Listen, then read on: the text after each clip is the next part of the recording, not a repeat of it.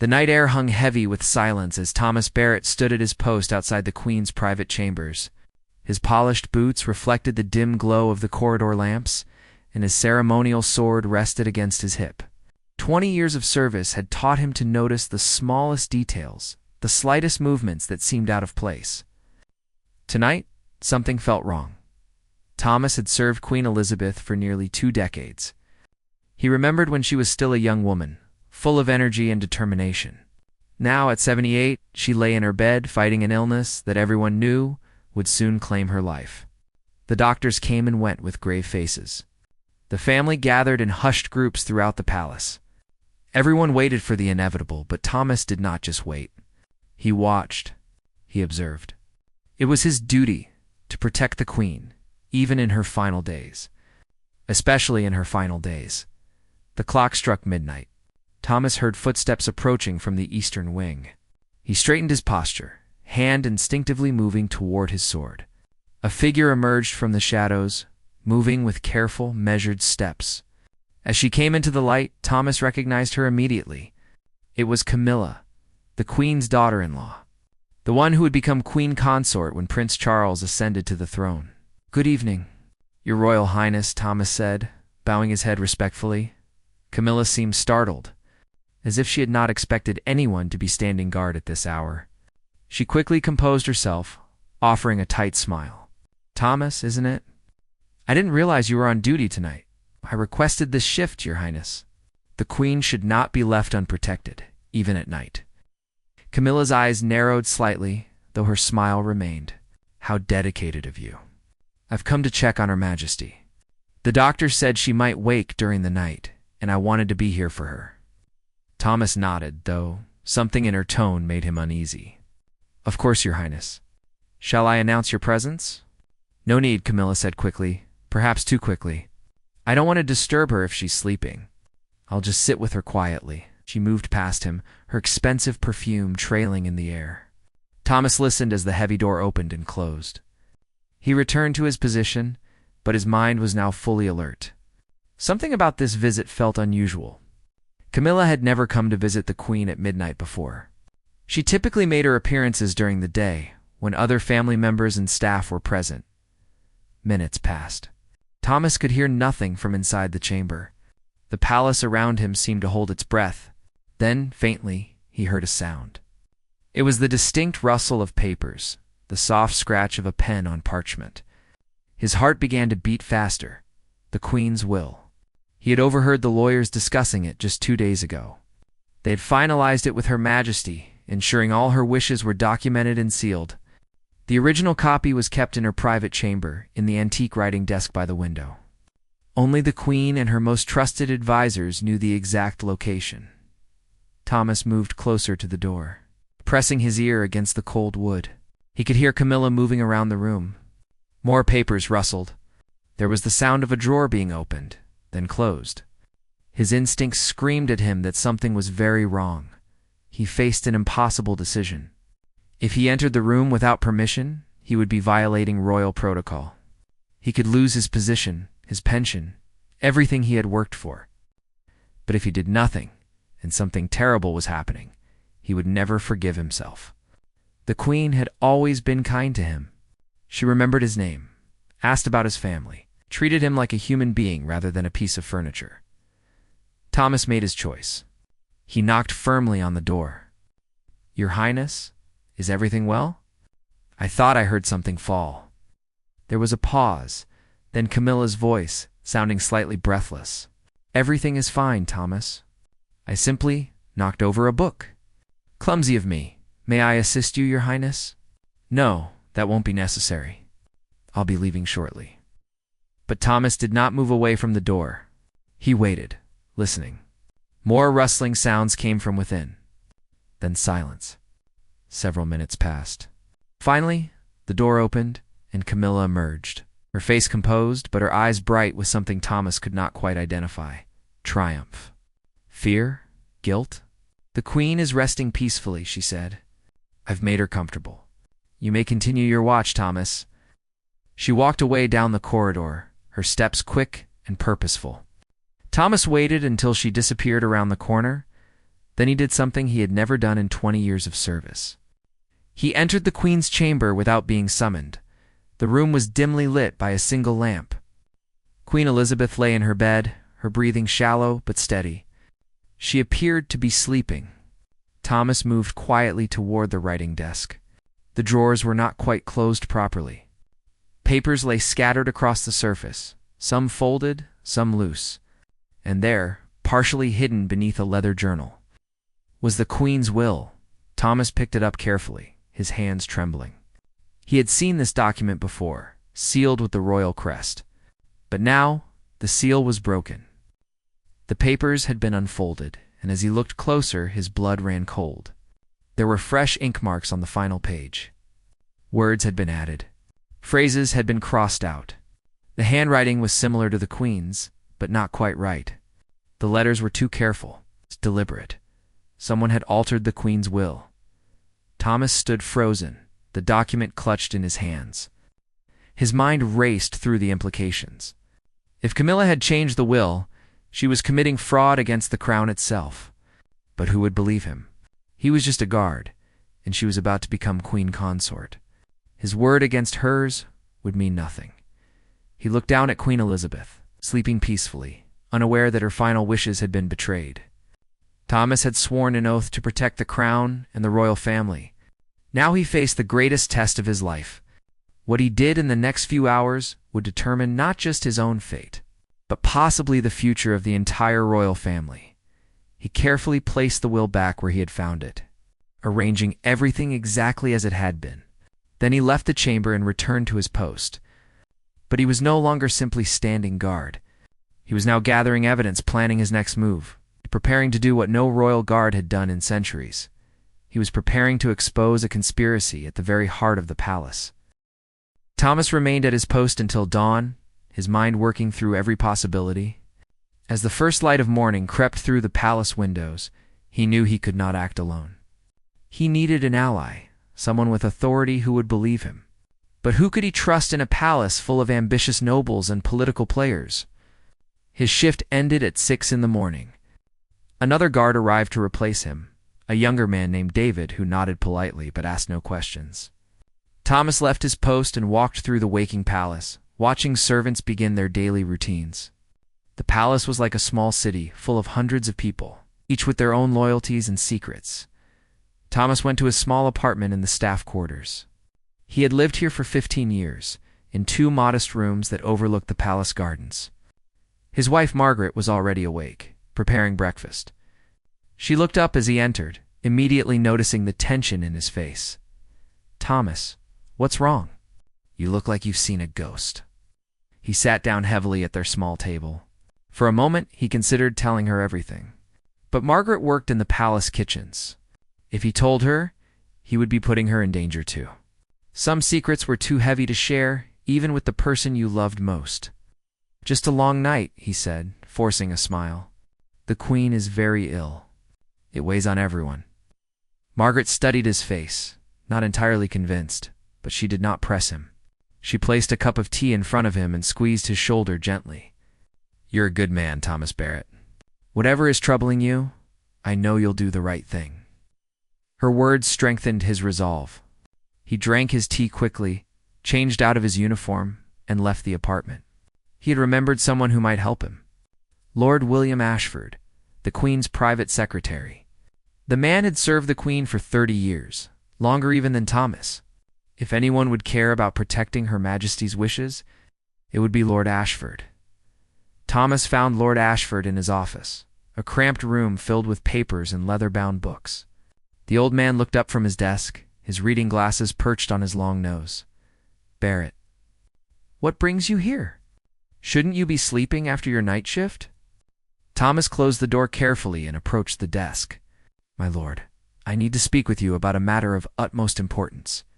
What I'm about to tell you could change everything." Lord Ashford's expression became serious. He removed his glasses and gestured to a chair. "Sit down. Tell me what happened." Thomas recounted everything he had witnessed the previous night. He described Camilla's unusual visit, the sounds he had heard, and what he had discovered when he entered the Queen's chamber. As he spoke, Lord Ashford's face grew pale. "Are you absolutely certain the will had been altered?" the old man asked. "I've seen Her Majesty's handwriting countless times on documents she signed. The new editions were similar, but not exact. Someone attempted to forge her writing." Lord Ashford stood and walked to the window, his hands clasped behind his back. For a long moment, he said nothing. Thomas waited, his heart pounding. Finally, the old man turned back to him. "Do you understand what you're suggesting? If you're right, this is treason. But if you're wrong, you'll be accusing a member of the royal family based on circumstantial evidence. Your career would be destroyed. You could face criminal charges. I know the risks, my lord. But I also know what I saw. Someone altered the Queen's will last night, and Camilla was the only person in that room." Lord Ashford paced back and forth, his mind clearly racing.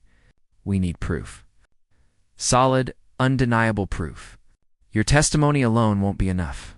We need to see the will itself, compare it to earlier drafts, analyze the handwriting. How do we do that without alerting Camilla? If she knows we're investigating, she might destroy the evidence." "Leave that to me," Lord Ashford said. "I have access to the Queen's documents as her private secretary. I can legitimately request to review the will as part of finalizing her estate arrangements. But Barrett, you must continue your duties as if nothing has happened. Do not speak of this to anyone. Do not change your behavior in any way. If Camilla suspects we know, she will act to protect herself." Thomas nodded. "What about the Queen? Should we tell her?" Lord Ashford's expression became pained. "Her Majesty is very weak. The doctors say she may only have days left. We must handle this carefully. If we tell her now and it causes her distress, we could hasten her death. We need to be certain before we burden her with this." Thomas felt the weight of this decision pressing down on him. They were choosing to keep the Queen in the dark about the betrayal happening under her own roof. But Lord Ashford was right.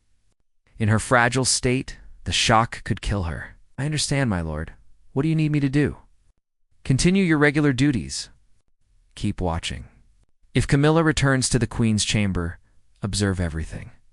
Take note of who she speaks with, where she goes, what she does. But be subtle.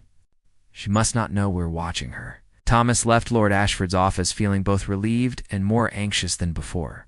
At least he was no longer carrying this burden alone. But now the real work would begin. He had to become a spy in his own palace. Watching and waiting for evidence that could bring down a future queen, the next 3 days passed in agonizing slowness. Thomas volunteered for extra shifts, positioning himself where he could observe Camilla's movements. She visited the Queen twice more during daylight hours, always with other family members present. Her behavior seemed perfectly normal, the concerned daughter-in-law attending to her dying mother-in-law, but Thomas noticed small things. The way her eyes constantly scanned the room as if checking to see who was watching. The way she steered conversations away from discussion of the Queen's will. The way she seemed particularly attentive whenever lawyers or legal advisors were mentioned. On the 4th day, Lord Ashford summoned Thomas back to his office. The old man looked exhausted, his face drawn and worried. On his desk lay several documents, carefully arranged and marked with small notes. "I've examined the will thoroughly," Lord Ashford said quietly. "You were right, Barrett. Someone has made alterations." 3 significant changes were made to the original document. Thomas felt his stomach drop. Part of him had hoped he was wrong, that his suspicions were just paranoia. But now it was confirmed. What was changed? He asked. Lord Ashford pointed to the documents. The original will left the Queen's personal jewelry collection to her granddaughters, divided equally. The altered version leaves the entire collection to Camilla. The original will established a trust fund for several charities the Queen supported. The altered version significantly reduces those amounts. And most significantly, the original will gave certain properties and investments to various family members. The altered version consolidates much of that wealth under Camilla's control. She's stealing from the Queen's family. From the charities, from everyone. Yes. And if this will is executed as it stands now, Camilla will become one of the wealthiest women in the country. And the Queen's true wishes will be completely ignored. Thomas clenched his fists. What do we do now? Lord Ashford's eyes met his. Now, we take this to the only person who can stop it. We must tell the Queen. The decision to tell Queen Elizabeth about the altered will weigh heavily on both Thomas and Lord Ashford. They knew the risk they were taking. The Queen's health had deteriorated significantly over the past week. Her doctors had warned the family that any severe emotional stress could prove fatal. Yet keeping this information from her seemed equally wrong. These were her final wishes being stolen, her legacy being corrupted. They waited for the right moment. That opportunity came on a Thursday afternoon when the Queen had one of her brief periods of alertness. The doctors had mentioned that she seemed stronger that day, more like her old self. Lord Ashford arranged for a private audience, citing important estate matters that required Her Majesty's attention. The family members who had been hovering around her chambers were politely dismissed. Thomas stood outside the door, officially on guard duty, but really there to ensure they would not be interrupted. Inside, Lord Ashford sat beside the Queen's bed, holding the documents in his weathered hands. Queen Elizabeth looked at him with tired but clear eyes. "William, you look troubled," she said, her voice weak but steady. "In all our years together, I've learned to read your expressions. What is it you need to tell me?" Lord Ashford took a deep breath. "Your Majesty, I'm afraid I have discovered something deeply disturbing. It concerns your will." The Queen's expression became alert. "My will? But we finalized that document last month. Everything was settled according to my wishes." "Yes, Your Majesty. But I'm afraid someone has altered that document without your knowledge or permission." How? The color drained from the Queen's already pale face. "Altered? That's impossible. The will is sealed, kept secure in my private chambers. Who would dare to do such a thing?" Lord Ashford spread the documents on the coverlet beside her. "These are photographs I took of the will as it currently exists, compared to the copies that were filed with your legal team. As you can see, there are 3 significant changes. The handwriting closely mimics yours, but forensic analysis shows distinct differences." Queen Elizabeth studied the documents with shaking hands. As she read, her expression transformed from disbelief to shock to a cold, controlled anger that Thomas could sense even from outside the closed door. This was the Queen who had ruled for decades, who had faced down political crises and family scandals. Even in her weakened state, her authority was formidable. "Who did this?" she asked, her voice like ice. Lord Ashford hesitated, then spoke the truth. "We believe it was Camilla, Your Majesty. She was observed entering your chambers late at night alone. The guard on duty heard sounds consistent with papers being moved and altered. When he checked the room afterward, he found the will had been tampered with." "Which guard?" "Thomas Barrett, Your Majesty. He has served you faithfully for 20 years. The Queen nodded slowly. "I know Barrett. He's a good man, loyal, honest." She paused, her breathing labored. "And you trust his account?" "Completely, Your Majesty. I've examined the evidence myself. The alterations are real." Queen Elizabeth closed her eyes for a long moment. When she opened them again, there were tears on her cheeks, but her voice remained strong. "My own daughter-in-law? I welcomed her into this family. I defended her when others criticized. And this is how she repays that trust. By stealing from her husband's siblings?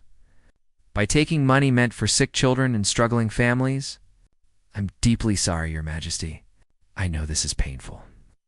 The Queen straightened herself in the bed, wincing from the effort but refusing to show weakness. "Pain is temporary. Justice is eternal. William, here's what we're going to do. First, I want a new will prepared immediately.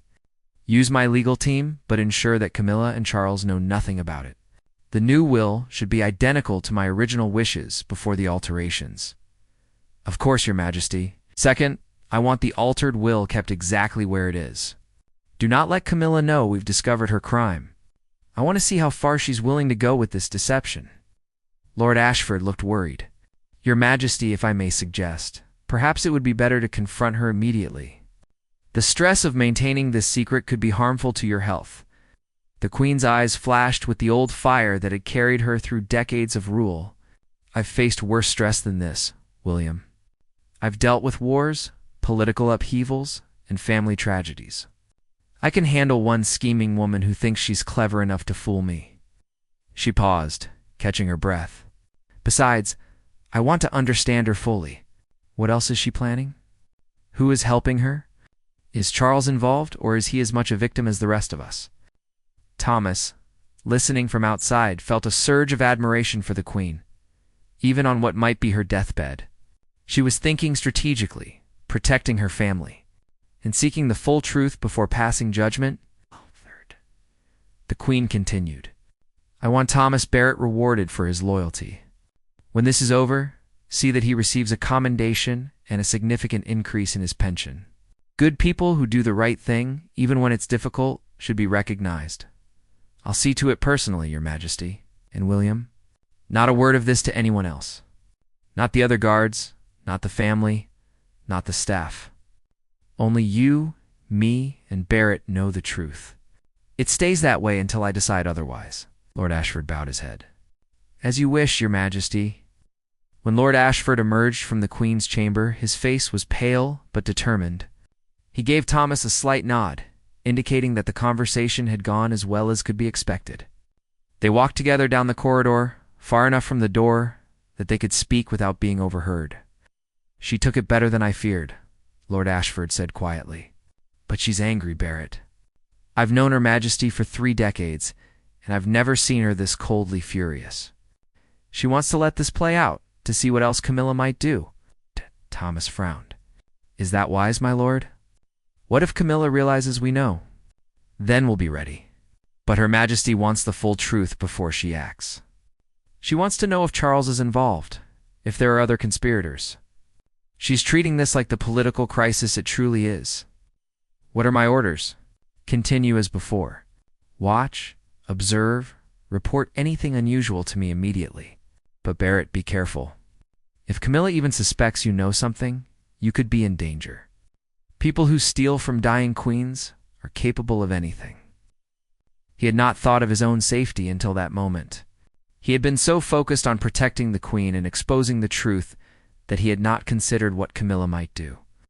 If she discovered his role in uncovering her crime, that night, Thomas lay awake beside his sleeping wife, staring at the ceiling. He thought about the path his life had taken, from a young soldier to a royal guard, to now, a key player in a conspiracy that could shake the foundations of the royal family. He thought about his children, grown now with families of their own. What would they think if something happened to him? Would they understand why he had taken this risk? But then he thought about Queen Elizabeth lying in her bed, betrayed by someone she had trusted and welcomed into her family. He thought about the charities that would suffer if Camilla's theft succeeded. He thought about the other family members who would be cheated of their rightful inheritance. And he knew, without any doubt, that he had made the right choice. The next morning, Thomas returned to his duties with renewed purpose. He was no longer just a guard standing at attention.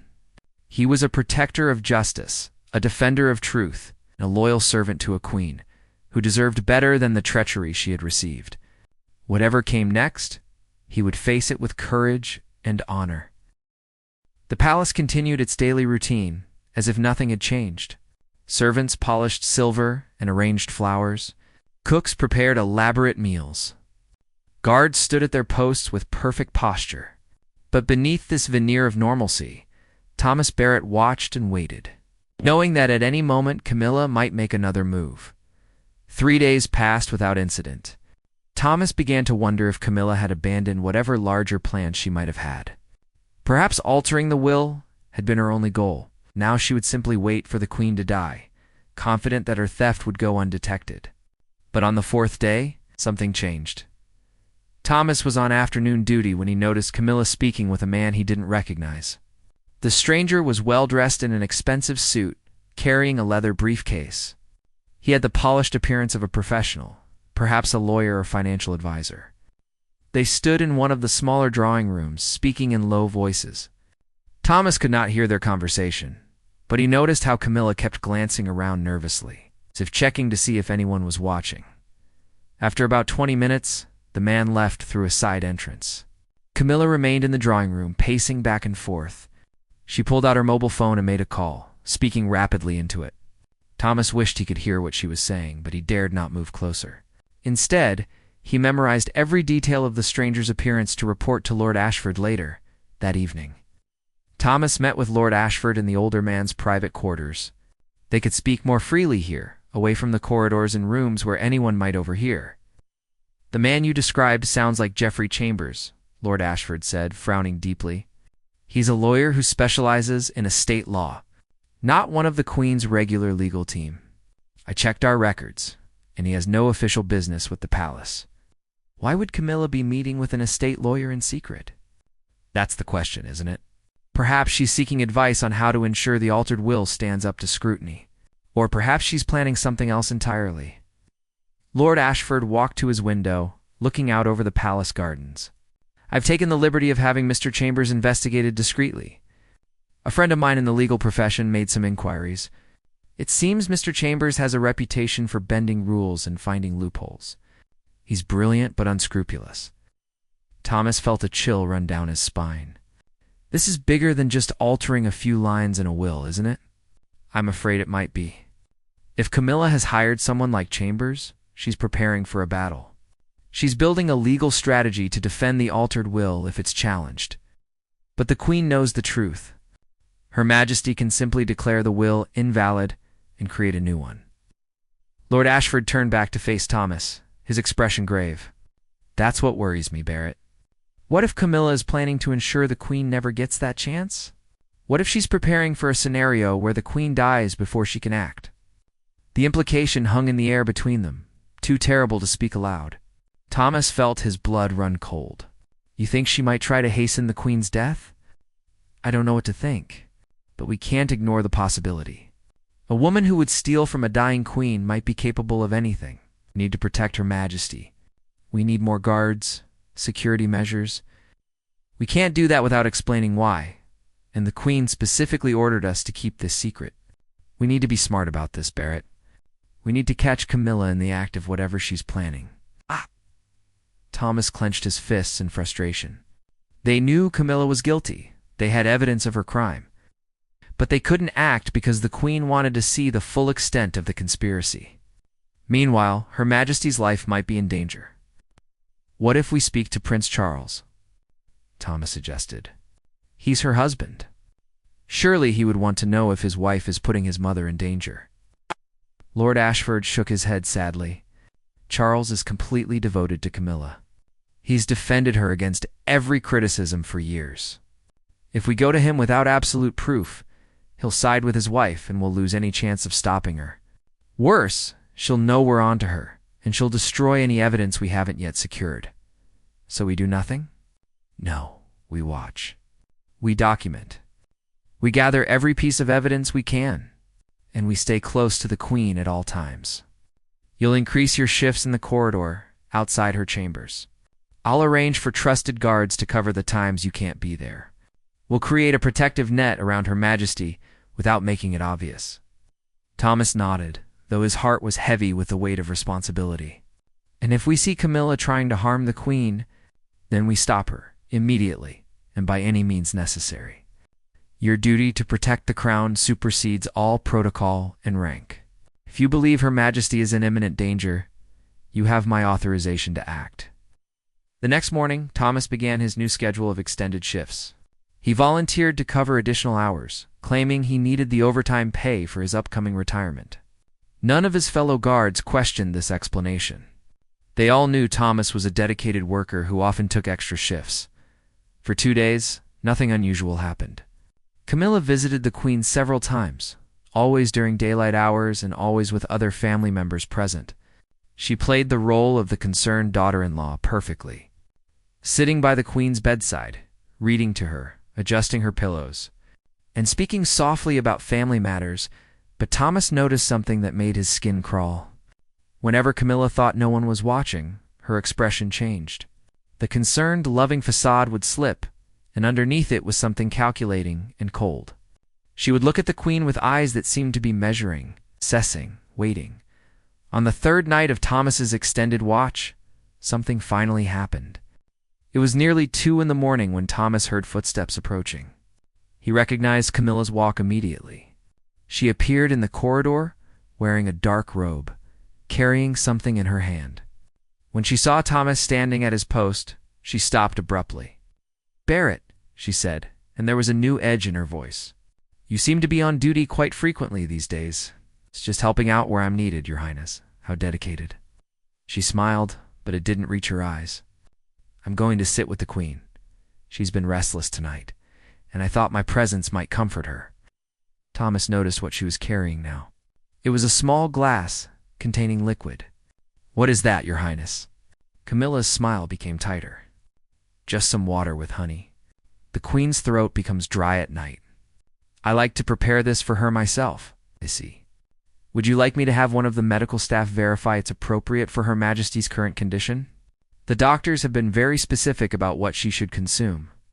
For just a moment, anger flashed across Camilla's face, quickly suppressed. "That won't be necessary. I've been preparing this for the Queen for weeks. The doctors know all about it, of course, Your Highness. But protocol requires that any food or drink being brought to Her Majesty be checked by medical staff first. It's for her safety. I'm sure you understand." Camilla stared at him, and Thomas could see her mind working, calculating her options. She could insist on entering with the drink, which would force a confrontation. She could leave and come back later when a different guard was on duty. Or she could back down and maintain her innocent facade. "You're quite right, Barrett," she said finally, her voice dripping with false sweetness. "We can't be too careful with Her Majesty's health. I'll take this to the medical staff for approval first." She turned and walked away, her steps quicker than before. Thomas watched her go, his heart pounding. He waited until she was out of sight, then knocked quietly on the Queen's door. Lord Ashford had been sleeping in the Queen's sitting room in case he was needed. The old man appeared a moment later, looking concerned. "What is it?"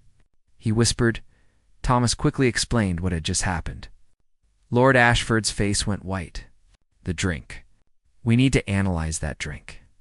If she was bringing something harmful to the Queen in the middle of the night, claiming it was just honey water, she's taken it away now. We have no way to test it, and we've learned something valuable. We've learned that she's willing to try something tonight. We've also learned that she's suspicious of you now, Barrett. She knows you're watching her more closely than a normal guard would." Thomas felt a knot of worry in his stomach. "Have I compromised the investigation?" "No. You may have just saved the Queen's life." Lord Ashford gripped his shoulder. "But we need to be even more careful now." The encounter with Camilla in the middle of the night changed everything. Thomas knew he had revealed his suspicions, and Camilla was not a foolish woman. She would realize that he was watching her more carefully than a simple guard should. The question now was what she would do with that knowledge. The next morning, Lord Ashford summoned Thomas to his office with unusual urgency. When Thomas arrived, he found the old man pacing nervously, a letter clutched in his hand. "We have a serious problem," Lord Ashford said without preamble. "I received this an hour ago. It's a formal complaint from Camilla, addressed to the head of palace security. She's accusing you of harassment and unprofessional behavior." Thomas felt his stomach drop. "What exactly does she claim?" "She says you've been following her around the palace, questioning her movements, and making her feel uncomfortable. She claims you stopped her from visiting the Queen last night without proper cause. She's demanding you be removed from duty immediately and possibly dismissed from service." "I was doing my job, following protocol about checking any food or drink brought to Her Majesty." "I know that, and you know that. But Camilla has positioned this cleverly. She's made it look like you have some kind of personal vendetta against her. She's even suggested that you might be mentally unstable, suffering from delusions brought on by stress." Thomas sat down heavily, his mind reeling. "She's trying to discredit me before I can expose her.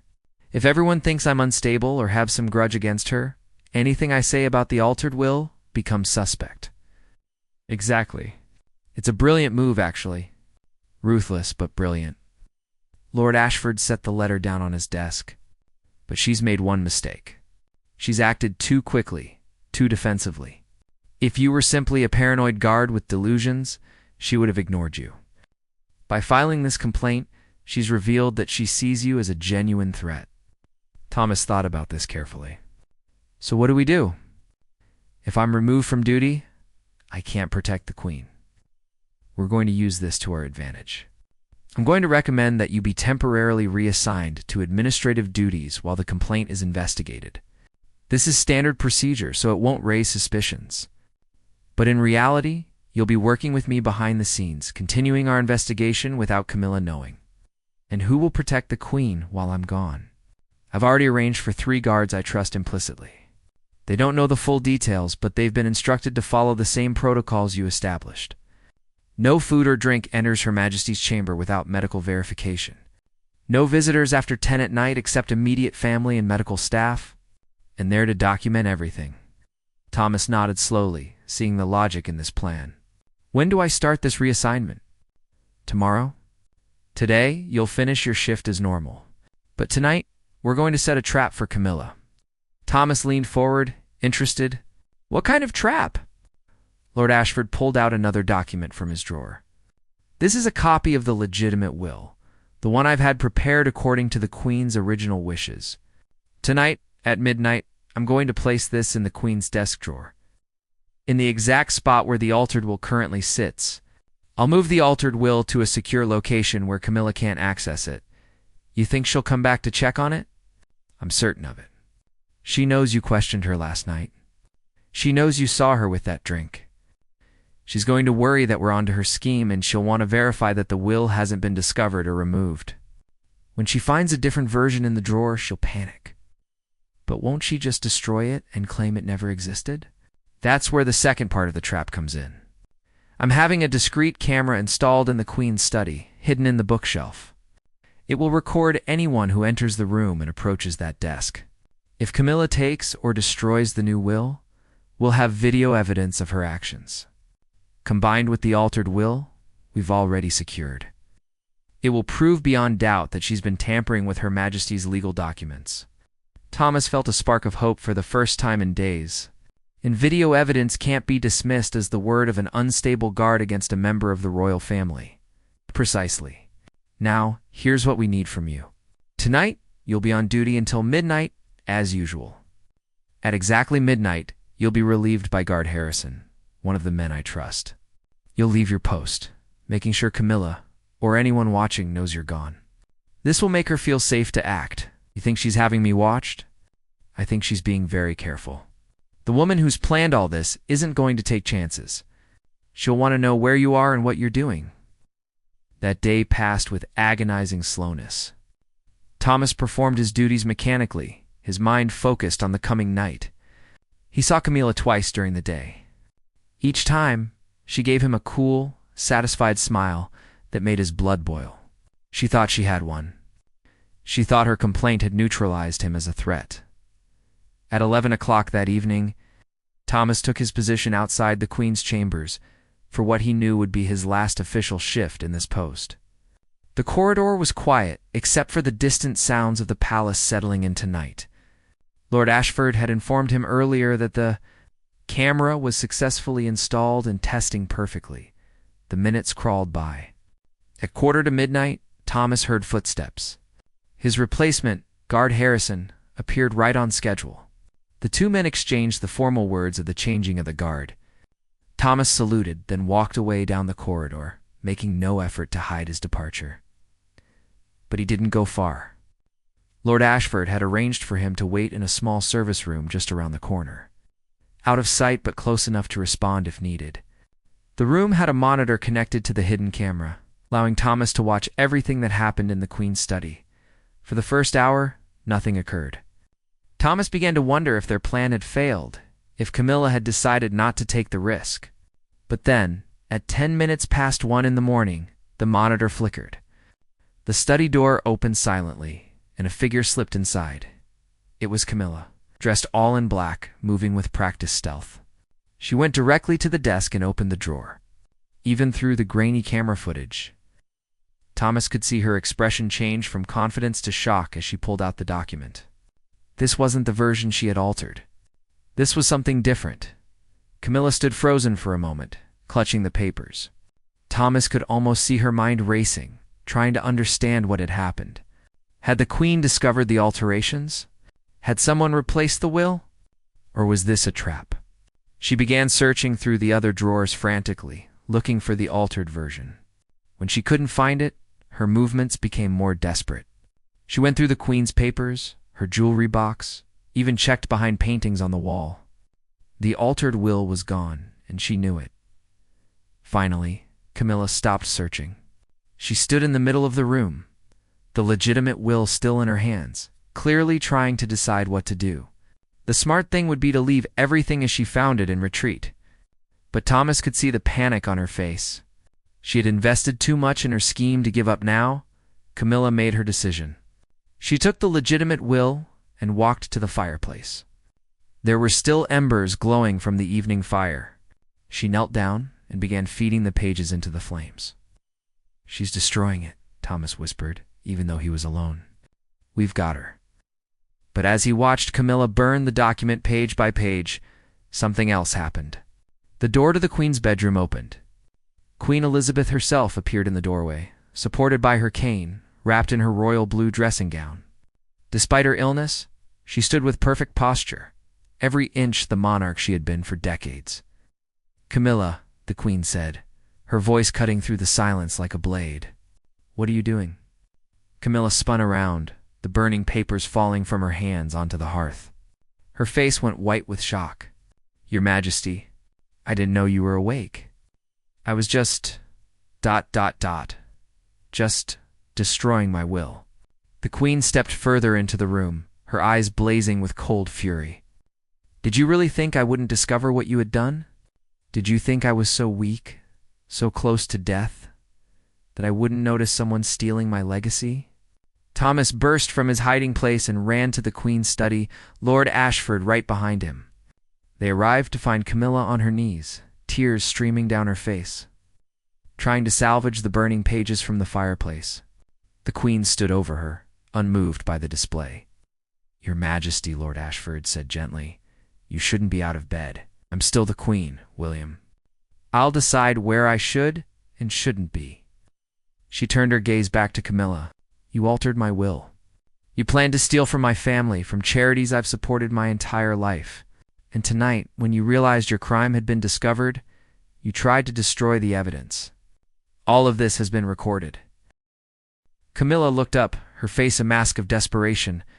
"Please, Your Majesty, I can explain. I was only trying to secure the future. Charles and I, we deserve... You deserve nothing," the Queen said coldly. "You came into this family as an outsider, and I defended you. I accepted you when many others would not. And this is how you repay that kindness? With theft and betrayal?" Thomas watched this confrontation with a mixture of satisfaction and sadness. This was the moment of truth, the exposure of Camilla's crimes. But it was also the shattering of a family, the revelation of a betrayal that would echo through the generations. The silence that followed the Queen's words seemed to stretch for an eternity. Camilla remained on her knees, her carefully constructed mask of respectability completely shattered. The ashes of the burned document lay scattered around her, physical evidence of her desperate attempt to hide her crimes. "Please," Camilla whispered, her voice breaking. "Please don't tell Charles. He doesn't know anything about this. I did it alone. I just wanted to secure our future, to make sure we would be taken care of." The Queen's expression remained cold as stone. "Taken care of? You are married to the heir to the throne. You will be Queen Consort. You will have wealth and privilege beyond what most people can imagine. And still, it wasn't enough for you. You wanted more. You wanted what rightfully belongs to others." Lord Ashford stepped forward, holding a folder of documents. "Your Majesty, we have copies of everything. The original will, the altered version, photographs, handwriting analysis, and now video evidence of tonight's events. The case against her is absolutely conclusive." Thomas stood near the door, still officially on guard duty despite everything. He watched Camilla carefully, remembering Lord Ashford's warning that desperate people were capable of anything. But Camilla seemed broken now.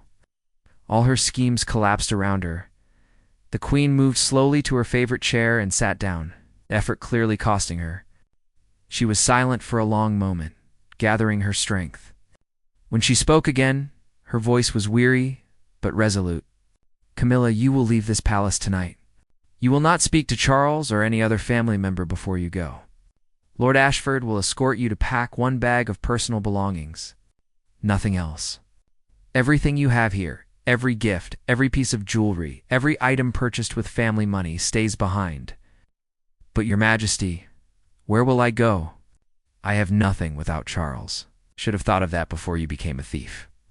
You have family of your own, I believe. You will stay with them while we decide what comes next. Camilla's face crumpled. What about Charles? What will you tell him? The truth. I will tell him that his wife attempted to steal from his family and that she has been removed from the palace. What he chooses to do with that information is his decision. If he wishes to leave with you, that is his right. But he will do so without my blessing and without access to royal funds or properties. The implication was clear. If Charles chose Camilla over his family, he would be choosing exile from the very institution he was meant to one day lead. It was a terrible choice for any son to face, but especially for a prince who had waited his entire life to become king. You're destroying my marriage, Camilla said bitterly. No, the Queen replied. You destroyed your marriage the moment you chose greed over loyalty. I'm simply revealing what you truly are. Lord Ashford helped Camilla to her feet. Come, let's get this over with quickly and quietly. For the sake of the family, we'll keep this as discreet as possible. As they left the room, Thomas remained with the Queen. She looked exhausted, confrontation having drained what little energy she had. Thomas stepped forward, concerned. Your Majesty, you should return to bed. Shall I call the doctors? The Queen shook her head. Not yet, Barrett. First, I want to thank you. If you hadn't been paying attention that night, if you hadn't had the courage to report what you saw, Camilla's theft would have succeeded. My wishes would have been ignored, and my family would have been robbed. I was only doing my duty, Your Majesty. Did far more than your duty. You risked your career, possibly your life, to protect someone you had never even spoken to. That's not duty, Barrett. That's character. That's the kind of loyalty that makes this institution work. She paused, catching her breath. I understand you have a wife. Margaret, isn't it? Thomas was surprised the Queen knew his wife's name. Yes, Your Majesty. You've kept her in the dark about all this, haven't you? To protect her. I didn't want to put her in danger. The Queen nodded approvingly. When this is over, bring her to see me. I'd like to thank her as well. A man can only be as brave as his family allows him to be. Over the next hour, the palace transformed into a flurry of quiet, controlled activity. Lord Ashford arranged for Camilla to be driven to her sister's house in the countryside. A carefully worded statement was prepared for the press, citing personal health issues as the reason for Camilla's sudden departure. The truth would remain within the palace walls, at least for now. The hardest part came when Prince Charles had to be told. Thomas was not present for that conversation, but he heard about it later from Lord Ashford. Charles had been shocked, disbelieving, then angry. He had demanded to see the evidence, and when it was presented to him, he had broken down completely. The woman he loved, the woman he had fought so hard to marry against public opinion, had betrayed not just him, but his entire family. Charles spent 3 hours with his mother that night. No one knew exactly what was said between them, but when he emerged from her chambers, his eyes were red from crying, and his face was set in grim determination. He did not leave to follow Camilla. Instead, he returned to his own quarters and remained there, speaking to no one. The next morning, the palace operated under a cloud of unspoken tension. Everyone knew something significant had happened, but only a handful of people knew the details. Thomas returned to his regular duties, his temporary reassignment quietly cancelled. His fellow guards asked no questions, sensing that this was not a matter to be discussed. 3 days later, the Queen summoned Thomas to her private chambers one final time. She was in bed, looking frailer than he had ever seen her. But her eyes were clear, and her voice was steady. Sit down. We need to talk about your future. Thomas sat in the chair beside her bed, uncomfortable with being so informal with royalty, but knowing the Queen would insist. You've served this family faithfully for 20 years, the Queen continued. You've protected not just our physical safety, but our integrity and our legacy. That deserves to be recognized. Your Majesty, I don't need recognition. I was honored to serve. Nevertheless, you will receive it. I've arranged for you to receive the Royal Victorian Order a personal honor from me to you. It comes with a significant pension increase and several other benefits. Your children will also receive educational scholarships if they wish to pursue higher learning. Thomas felt his throat tighten with emotion. Your Majesty, I don't know what to say. Say you'll accept it with grace. You've earned it. She paused, then continued more quietly. I don't have much time left, Barrett. The doctors say it's a matter of weeks now, perhaps less. But I'll die knowing that my wishes will be honored, that my family will be protected, and that people like you still exist in this world. People who do the right thing simply because it is right. It was my privilege to serve you, Your Majesty. The Queen smiled, a genuine expression of warmth that transformed her tired face. No, Barrett. The privilege was mine. Now go. Bring your wife to visit me tomorrow? I want to meet the woman who raised such an honorable man. Thomas left the Queen's chamber with tears in his eyes. He found Margaret in their apartment, preparing dinner. When he told her everything that had happened, she listened in stunned silence. Then she held him close and whispered, I always knew you were special. I'm so proud of you. The next day, Thomas and Margaret were received by the Queen in her private sitting room. It was an informal audience, with tea and biscuits served by the Queen's personal staff. Her Majesty spoke with Margaret about her children, her work in the palace kitchens, and her life before coming to work at the palace. For 30 minutes, it was as if they were just three people having a pleasant conversation, not a queen and two servants. As they were leaving, the Queen called Thomas back for a moment. One more thing, Barrett. I've arranged for your story to be documented in the Royal Archives. Not for publication now, but for history. Future generations should know that when corruption threatened this family, it was stopped by the vigilance and courage of a simple guard who refused to look away. Your name will be remembered. Queen Elizabeth passed away 2 weeks later, peacefully in her sleep. The nation mourned. The funeral was attended by dignitaries from around the world. Charles became king, a position he had waited for his entire life, though it came under circumstances far different than he had imagined. Camilla never returned to the palace. The marriage survived, but only barely. Charles saw her occasionally, always away from London, always in private. She would never be queen consort. That possibility died the night she was caught burning the Queen's will. The altered will was never executed. The Queen's legitimate wishes were honored exactly as she had intended. Her jewelry went to her granddaughters. The charities received their full bequests. The family properties were distributed according to her original instructions. Thomas. Barrett retired 6 months later with full honors. At his retirement ceremony, King Charles himself presented him with the Royal Victorian Order. The two men shook hands, and Charles whispered, "Thank you for protecting my mother. And thank you for protecting me from making an even bigger mistake." Thomas and Margaret moved to a small cottage in the countryside. Purchased with his pension and the monetary award that came with his honor, they lived quietly, surrounded by their children and grandchildren, never speaking publicly about what had happened that night in the palace. But sometimes, late at night, Thomas would sit in his garden and think about Queen Elizabeth. He would remember her strength, her dignity, and her unwavering commitment to doing what was right.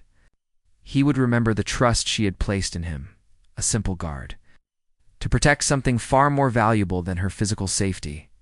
He had protected her legacy, and in doing so, he had created his own. Years later, when the story was finally revealed to the public through the Royal Archives, people were amazed that such drama had unfolded behind the palace walls. But those who knew Thomas Barrett were not surprised at all. They had always known he was a man of integrity, courage, and loyalty. And in the end, those were the qualities that mattered most. Not titles, not wealth, not social position, but character. The kind of character that makes someone stand up for what's right. Even when it's difficult, even when it's dangerous, even when no one would blame them for looking the other way. Thomas Barrett had possessed that character.